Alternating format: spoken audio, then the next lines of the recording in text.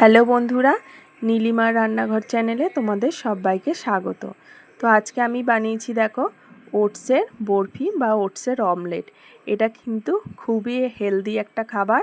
বাচ্চা থেকে বড় সবাই সকালের ব্রেকফাস্টে বা সন্ধ্যের জলখাবারে তোমরা এটা খেতে পারো। তো ভিডিওটা যদি ভালো লেগে থাকে একটা লাইক করো আর আমার চ্যানেলটিকে সাবস্ক্রাইব করে রেখো, যাতে আরও নতুন নতুন ভিডিও তোমরা দেখতে পাও। তো চলো রেসিপিটা স্টার্ট করে দিই। ওটসের বরফি বানানোর জন্য আমি এখানে 1 কাপ পরিমাণ ওটস নিয়েছি। এরপর আমি এটাকে জল দিয়ে 5 থেকে 10 মিনিটের মতো ভিজিয়ে রেখে দেব। তোমরা চাইলে এখানে দুধ ইউজ করতে পারো, আমি এখানে জল দিয়েই ভিজিয়ে রাখলাম। তারপরে দেখো আমি এখানে লম্বা লম্বা করে কিছু সবজি কেটে নিয়েছি। এখানে আলু, ক্যাপসিকাম, গাজর আর পেঁয়াজ দিয়ে দিয়েছি। তোমরা চাইলে এর মধ্যে আরও সবজি অ্যাড করতে পারো।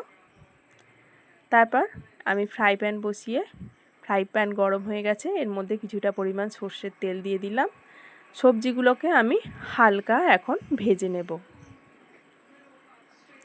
তো আমি এখানে কাঁচা লঙ্কা ইউজ করছি না, যেহেতু বাচ্চাদের জন্য এটা বানাচ্ছি।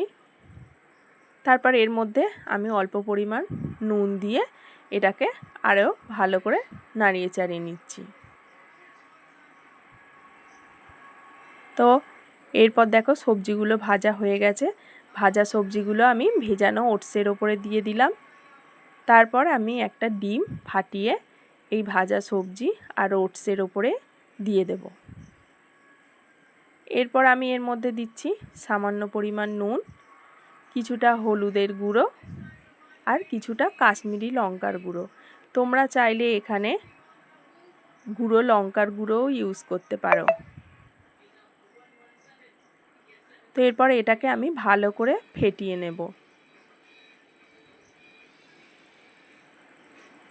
তারপর আমি ফ্রাই প্যান বসিয়ে দিয়েছি, এটাকে ফ্রাই করে নেব।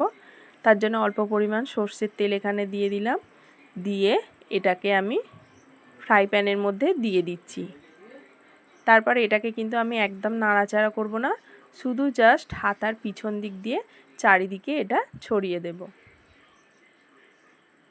তো চারিদিকে ছড়িয়ে দেওয়ার পর আমি এটাকে 5 মিনিটের জন্য একদম লো ফ্লেমে ঢাকা দিয়ে রেখে দেব। তো 5 মিনিট পরে ঢাকাটা খুলে এক পিঠ হয়ে গেছে, আমি আর এক পিঠ উল্টে দেব। না, এটা এখনও হয়নি, কাঁচা আছে, সেই জন্য তুলতে গেলে ভেঙে যাচ্ছে। তো এটাকে আমি কিছুক্ষণ পরে আবার উল্টে দিলাম। তো দেখো এই পিঠটা ভালোভাবে ভাজা হয়ে গেছে। ওই পিঠটাও আমি 5 মিনিট ঢাকা দিয়ে এইভাবে ভেজে নেব। তারপরেই দেখো এটা এখন রেডি হয়ে গেছে। এবার এটাকে তোমরা এইভাবে খেতে পারো বা এটাকে একটা ছুরি দিয়ে কেটে বরফি বরফি আকার করেও খেতে পারো। বাচ্চাদের জন্য যেহেতু এটা বানাচ্ছি, সেই জন্য বরফি বরফি করে কাটলে বাচ্চাদের দৃষ্টিটাও ভালো যাবে আর ওদের খেতেও ভীষণ মজা লাগবে।